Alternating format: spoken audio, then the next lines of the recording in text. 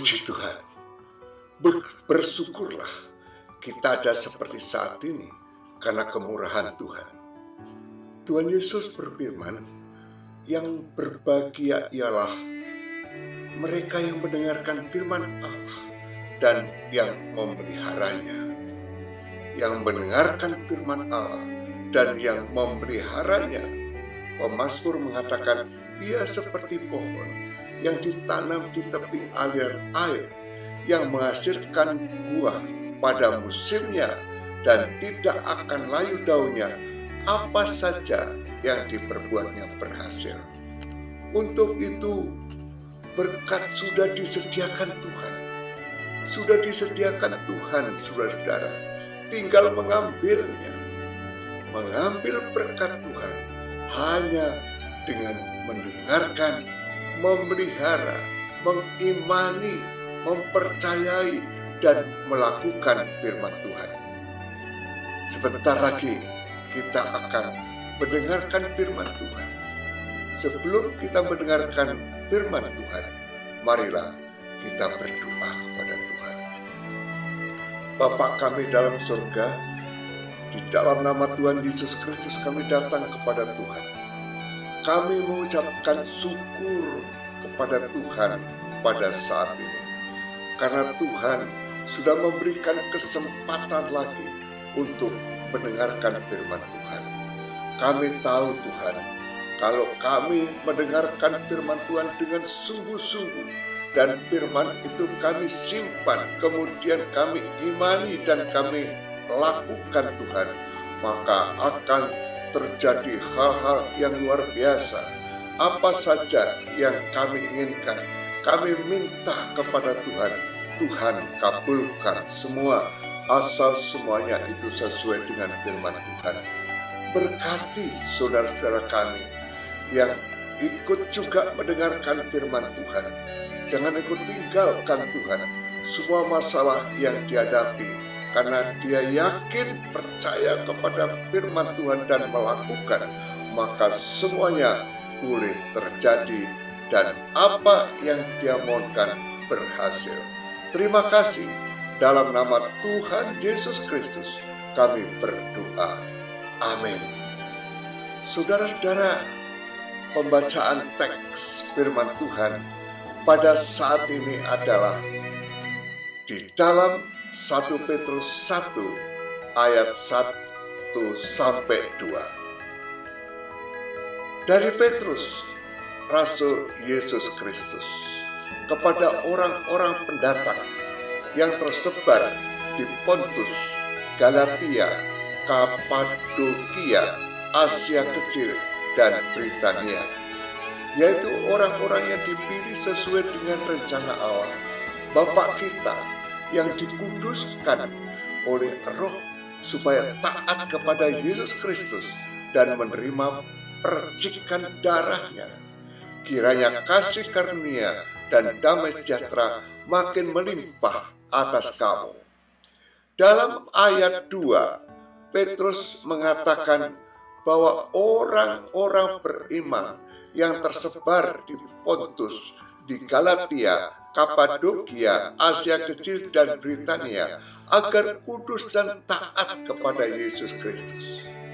Jika ketetapanku mereka langgar dan tidak berpegang pada perintah-perintahku, maka aku akan membalas pelanggaran mereka dengan gada dan kesalahan mereka dengan pukulan-pukulan. Mazmur 89 ayat 32 sampai 33. Ketaatan, saudara-saudara, adalah harga mutlak. Harga mutlak jika seseorang ingin mengalami penggenapan janji Tuhan. Ketaatan bukanlah sebatas larangan untuk melakukan sesuatu atau keharusan melakukan sesuatu, tetapi merupakan keseluruhan gaya hidup yang harus dimiliki setiap orang percaya. Ketika ketaatan sudah menjadi gaya hidup dalam diri seseorang, maka melakukan firman Tuhan bukan lagi suatu beban saudara-saudara atau hal yang memberatkan, melainkan menjadi sebuah kesukaan. Sekali lagi, menjadi sebuah kesukaan. Tuhan Yesus telah mendemonstrasikan ketaatannya kepada Bapa sebagai gaya hidup di sepanjang hidupnya. Oleh sebab itu tersirat dari pernyataannya, makananku ialah melakukan kehendak Bapa yang mengutus aku dan menyelesaikan pekerjaannya.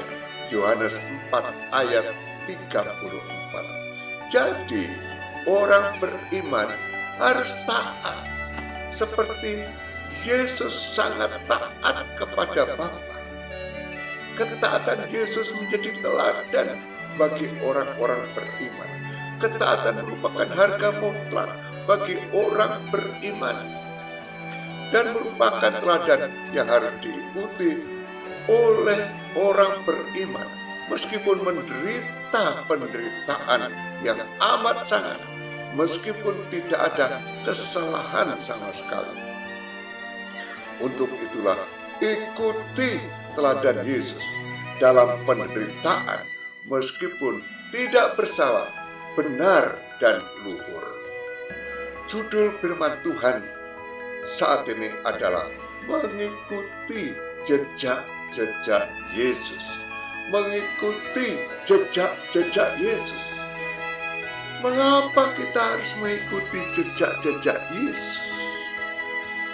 Jika kita mengikuti jejak-jejak Yesus, karena di situ ada kekuatan perlindungan Tuhan. Sekali lagi, yang mengikuti jejak-jejak Yesus, ada kekuatan perlindungan Tuhan.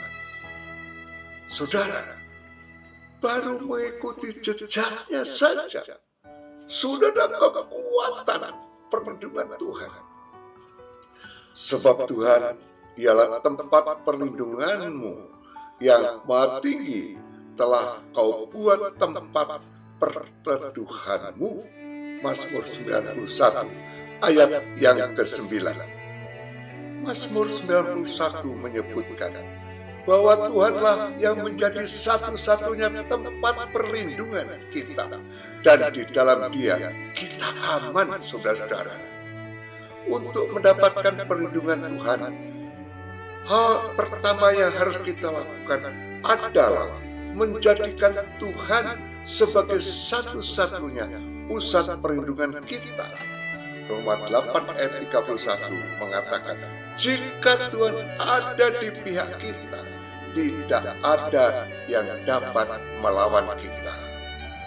Ketika kita mengandalkan Tuhan dalam setiap langkah hidup kita, Dia akan memberikan perlindungan atas seluruh hidup kita. Dia akan menjaga hidup kita dari segala mara bahaya, untuk selalu berada di dalam lindungannya. Tentunya kita harus dekat dengan Tuhan.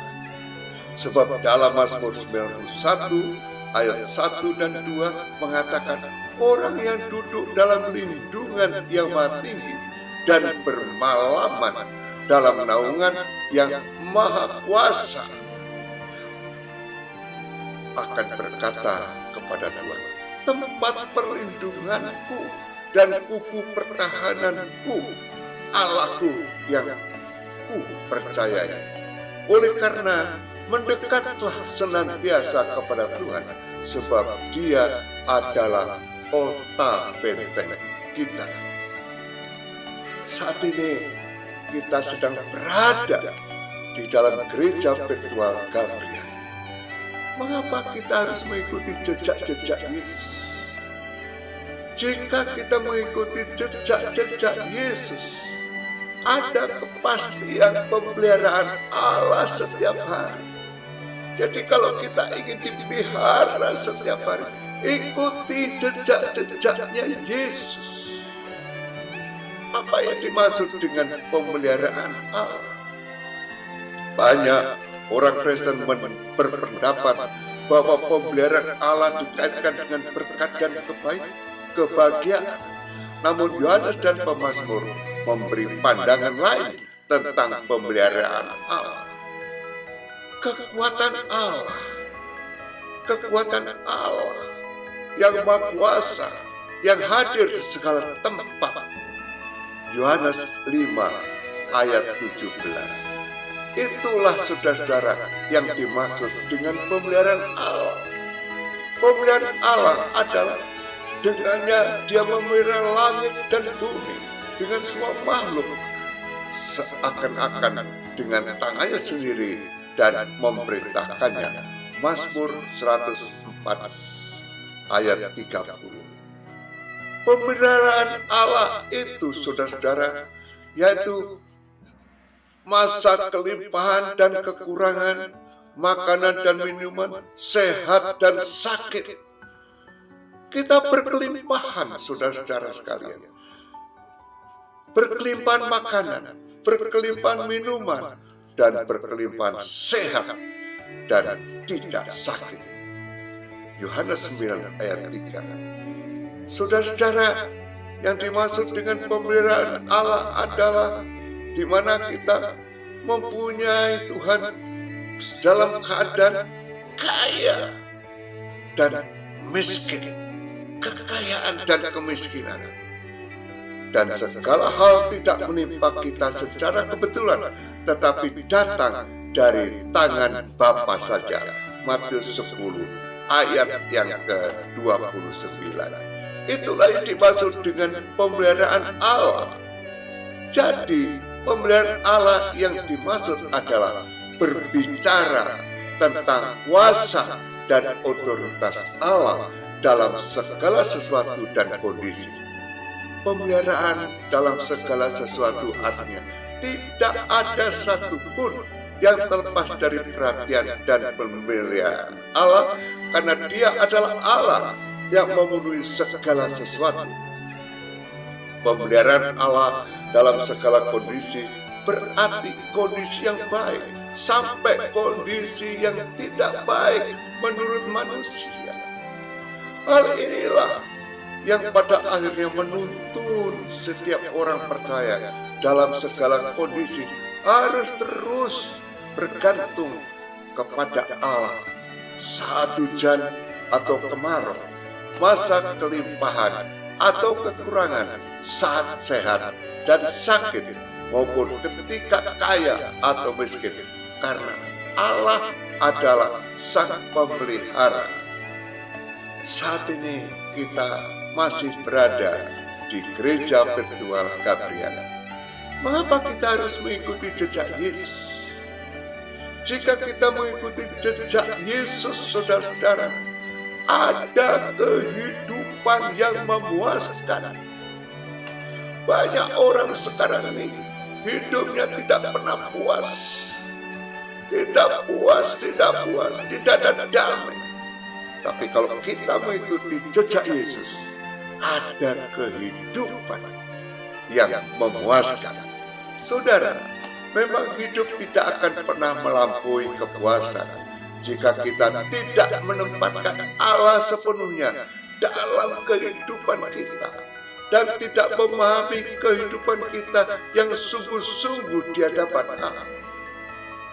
Apapun usaha kita di dunia ini tidak pernah dibawa ke kepuasan kepada Allah, tidak pernah mendapat tempat yang tepat dalam kehidupan kita.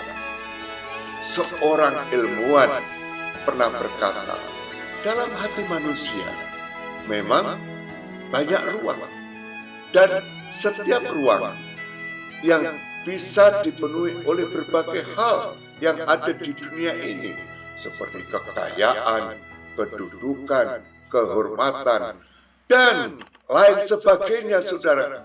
Banyak sekali. Namun ada satu ruang yang ada di hati manusia yang tidak dapat dipenuhi oleh apapun dan oleh yang dikeluarkan oleh Allah pencipta manusia itu, yaitu menempatkan Allah yang ada di ruang hati kita. Luar biasa firman Tuhan. Bagaimana kesimpulannya? Mengapa kita harus mengikuti jejak Yesus? Ya. Mengapa kita harus mengikuti jejak Yesus? Jika kita mengikuti jejak Yesus, kita atau Tuhan memberi kekuatan perlindungan. Ada kepastian tentang pemeliharaan Allah setiap hari. Ada kehidupan yang memuaskan. Itulah kalau kita mengikuti jejak Yesus. Tuhan memberikan kekuatan perlindungan. Ada kepastian tentang pemeliharaan Allah setiap hari. Dan ada kehidupan yang memuaskan.